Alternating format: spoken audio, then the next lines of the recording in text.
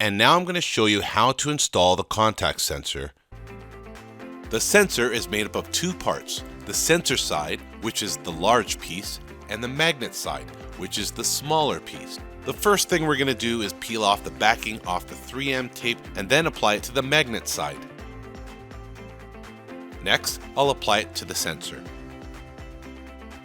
Now the way these are installed is that one side sticks onto the frame of the door and the other side sticks onto the actual door itself. For aesthetic reasons, the smaller side will look better on the door, but depending on the type of frame you have, the smaller side may fit better on the frame instead. So you can place either side of the sensor on the door or the frame.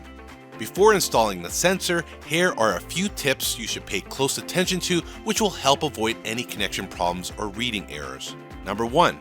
Install these near the top of the door, as this will help to avoid the sensor from being accidentally torn off by someone or something. Also, because the tab to open the sensor cover is at the bottom, having the sensor placed higher will make it easier for you when you need to replace the battery in the future. Number 2. Ensure the arrows on both the sensor side and the magnet side are aligned perfectly. Number 3. Make sure both sides of the sensor are less than 1/4 inch apart. And number 4, if you have an uneven door frame, you can strategically layer additional double-sided 3M tape or corrugated plastic until both sides of the sensors are perfectly flat, as you can see here.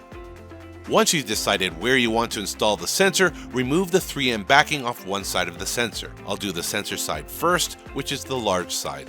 Then apply it to the door or the frame, whichever side works best for you. In this situation, as you can see here, the door frame is too uneven and does not allow room for the large side. Place it about a few millimeters from the edge. Then we'll remove the backing off the magnet side. And as you can see here, there's just enough room for it to fit on the frame.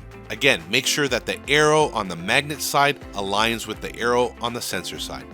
Now let's do a test and open the door. As soon as you open the door, a red light should turn on for a few seconds. As you can see, everything works perfectly. To install the sensor on a window, it's done exactly the same as installing on the door. However, many windows are designed to open differently, so just keep in mind that as long as both sides of the sensor are aligned perfectly, then the sensor will work. Here's an example of a sensor being installed on a typical basement window. If you have no room to install the sensors flat and side by side due to how the window and door is configured with the frame, here are a few examples of other configurations you can use. If using these configurations, please be sure the arrows are aligned together and the magnet side is less than 1/2 inch apart from the sensor side. In most cases, the contact sensor should work normally on the window or patio door as long as it's installed correctly. If for any reason the sensor is not working on your window or patio door, there is a good chance that the metal or aluminum frame is blocking the signal to the alarm panel. In most cases, we recommend purchasing the OSI signal repeater.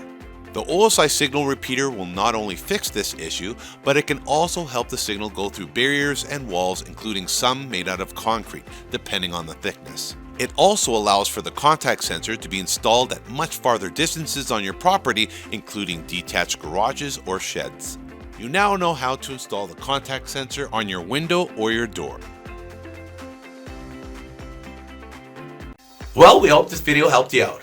All the products you see here are available on Amazon.com and Amazon.ca. If you have any questions, please don't hesitate to leave your question below and we'll be sure to answer it as soon as possible. My name is Brandon Paris and thank you for watching.